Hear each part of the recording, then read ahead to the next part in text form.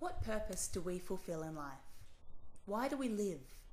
In today's episode, psychologist Hugo Rodriguez will be addressing what is perhaps the most profound of all scientific and philosophical questions. What is our main purpose for living?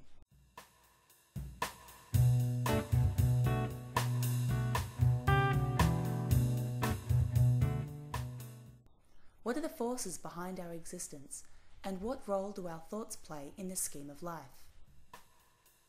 Since the dawn of humanity, we've been trying to answer this big question. What purpose do we have in life? Is there an answer to that?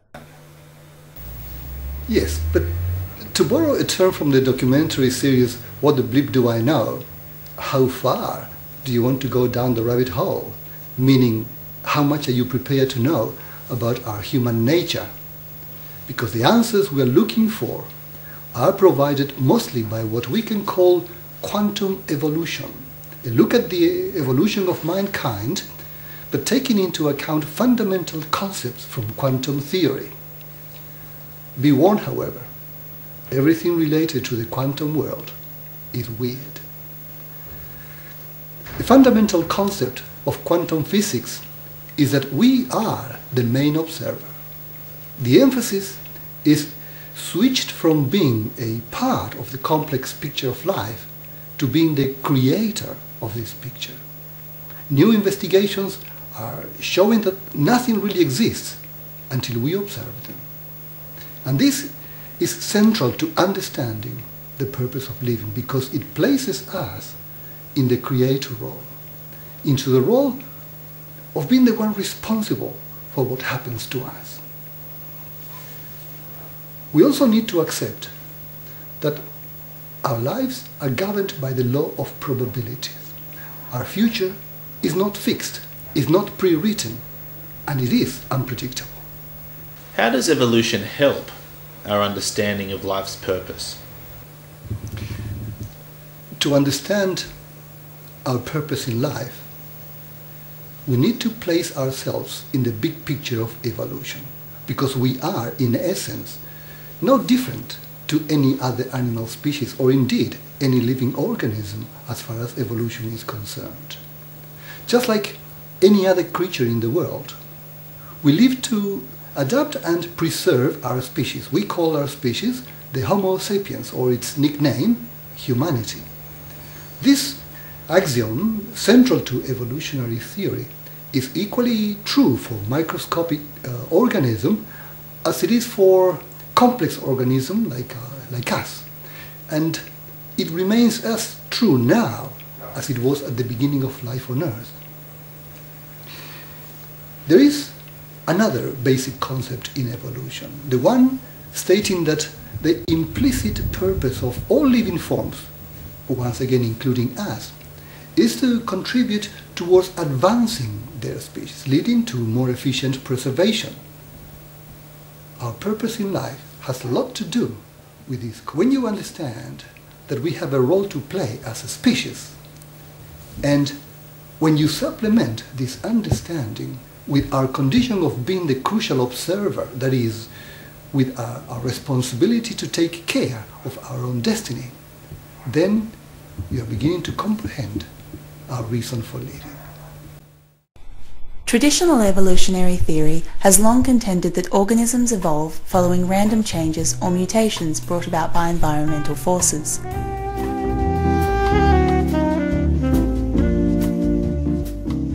And there are indeed very dramatic examples of how environmental forces generate life on Earth.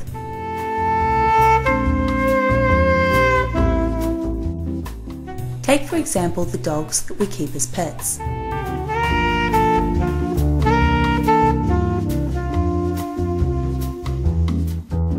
Long ago there were no dogs in the world, only undomesticated wild wolves.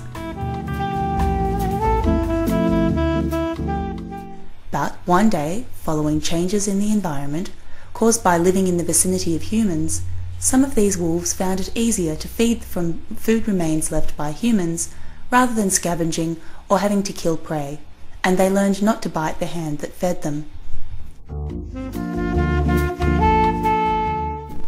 Their offspring, now born amongst humans, became more easily domesticated. After a few generations, our first domesticated dogs had evolved.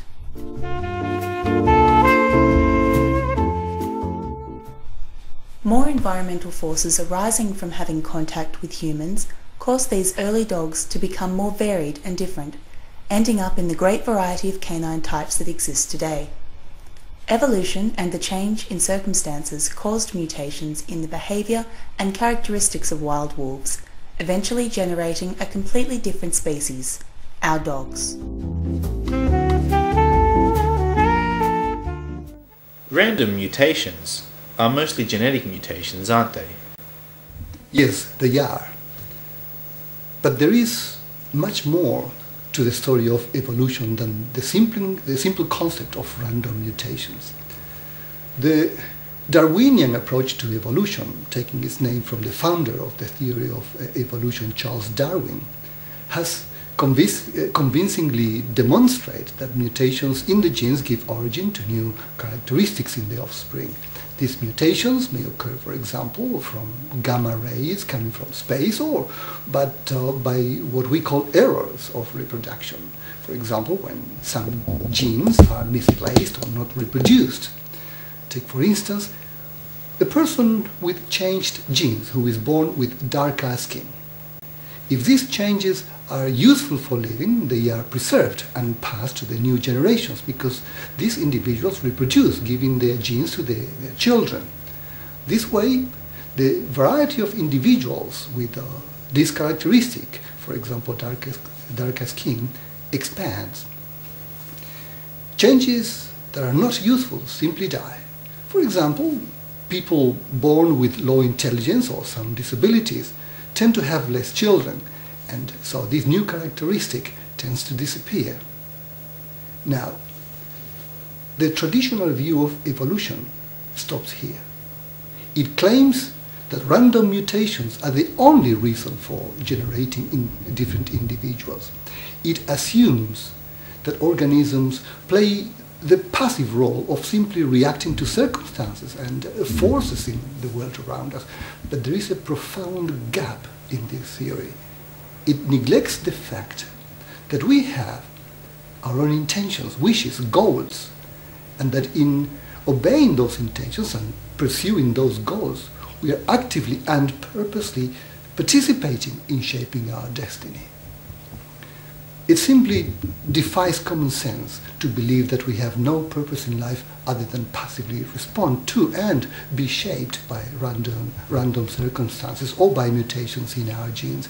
It is far more convincing to argue that when we apply ourselves to achieve a particular goal, we do so in response to a force inside us that motivates us and prompts us to work for what we need. The notion that evolution is only based on random mutations or fortuitous circumstances is clearly incomplete, and it has been challenged by the scientific community.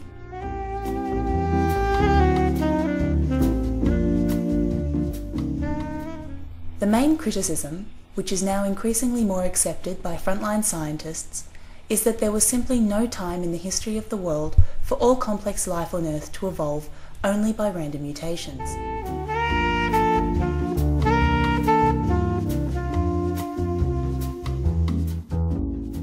These scientists do not dispute the Darwinian concept of evolution by random mutations and natural selection, but it is contended that this is only part of the full story of evolution.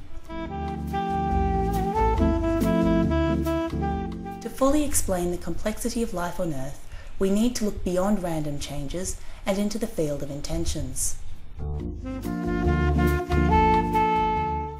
Findings from quantum theory have established that our intentions, our thoughts, and our decisions play a crucial role in generating our destiny and in the transformation of people and societies.